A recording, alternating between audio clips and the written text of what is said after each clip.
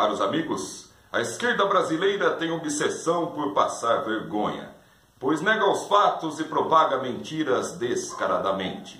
Em uma matéria publicada pelo site Intercept.com, encontramos a seguinte manchete: o golpe de 64 não salvou o país da ameaça comunista, porque não houve ameaça nenhuma.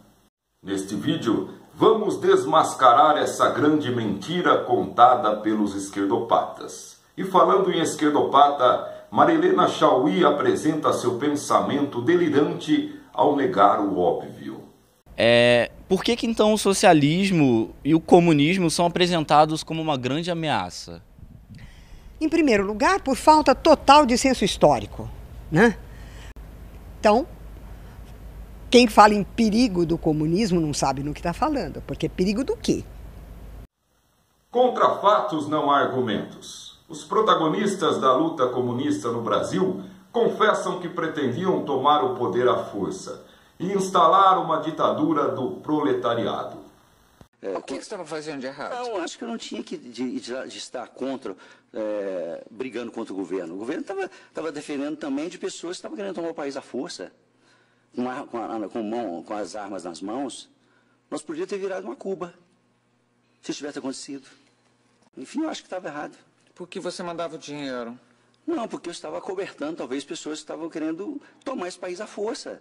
Eu acho que se nós queremos democracia, não é essa forma de você administrar um país, de você tomar os poderes do país. Não é assim. É democraticamente que você tem que ganhar. Os principais ex-guerrilheiros que se lançam na luta política costumam dizer que estavam lutando pela democracia. Eu não tenho condições de dizer isso.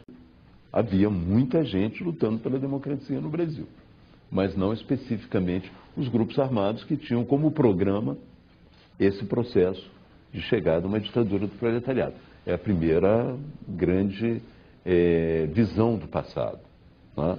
É um primeiro ponto de separação do passado. Não, a luta armada naquele período não estava visando a democracia. Na época da esquerda leninista, etc., né? Nós não considerávamos.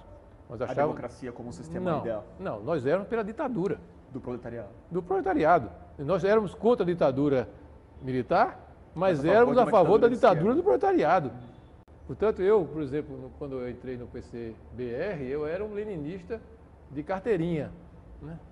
Depois eu fui evoluindo, tornei pior ainda, passei a ser um guevarista, né? Que é uma coisa mais violenta do que o leninismo, você pode imaginar, né? Comunistas revelam suas atrocidades cometidas durante o regime militar. Confirmo que recebi uma proposta do general comandante do Exército de Havana, Arnaldo Ochoa. Um dia, exatamente de noite, já bem tarde, já devia ser já um começo de madrugada, no quartel-general do Exército de Havana, ele me expõe, no mapa, ele me expõe um plano. Ele diz o seguinte: olha só, Clemente, se a gente pega aqui um barco, a gente sai de Cuba, a gente faz isso aqui, a gente consegue chegar na embocadura do Rio Amazonas sem ser detectado por ninguém, porque eu conheço os caminhos, eu já estive na Venezuela, você sabe disso, eu tenho como fazer isso. Esse barco, ele pode vir cheio com 100 combatentes cubanos, uma centena de combatentes cubanos, armados até os dentes, sob o seu comando e o meu comando.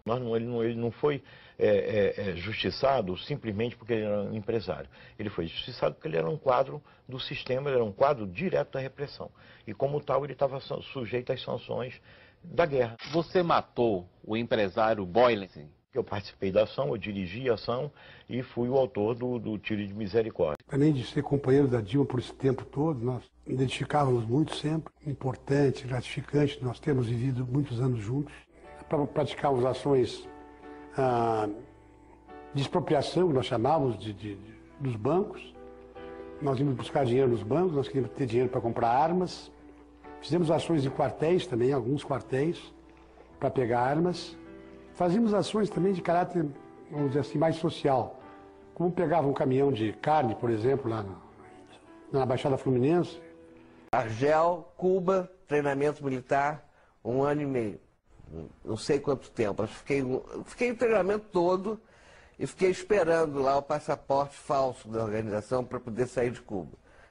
E pegou o dinheiro todo, o cara morava na Nossa Senhora Copacabana, a gente pegou dólar, a gente tinha dólar que não era normal, escondido, joias e quadros, peças de arte, quadro de arte, a gente levou tudo. De 69, antes do sequestro do embaixador americano, a gente muda a linha. E quem escreve essa linha sou eu e o Franklin Martins. General Mourão, candidato a vice-presidente da República na chapa de Jair Bolsonaro, conta a verdadeira história que muitos professores escondem. O Exército, no século XX, ele enfrentou por 3 vezes a tentativa do movimento comunista internacional de se assenhorar e implantar aqui no país um regime que não era o que nós desejávamos. Então o Exército foi claramente o instrumento da nação para impedir que a nação fosse comunizada. Foi isso que ocorreu. E ouso aqui dizer que as mesmas pessoas que chamam os presidentes militares de ditadores chamam Fidel Castro de presidente. A esquerda continua com seu plano macabro de aterrorizar a nação. Mas a nossa bandeira jamais será vermelha. Do campo e da cidade para a construção de uma sociedade socialista. E é assim que nós enfrentaremos os conservadores. É assim que nós vamos enfrentar os conservadores. Radicalizando a luta de classe. Nós estamos dispostos a oferecer a você o seguinte: um bom paredão, onde vamos colocá-lo na frente de uma boa espingarda, com uma boa bala, e vamos oferecer, depois de uma boa pá, uma boa cova, né? Com a direita e o conservadorismo, nenhum diálogo, luta. Esse ódio é o que nos coloca em movimento, é o que canaliza a indignação. A indignação com ideias desse tipo, com pessoas desse tipo, com movimentos desse tipo. Então, ainda bem, gente, ainda bem que existem nós no mundo, e nós sonhamos muito com um mundo em que não existam mais vocês. Viva o ódio enquanto um sentimento revolucionário.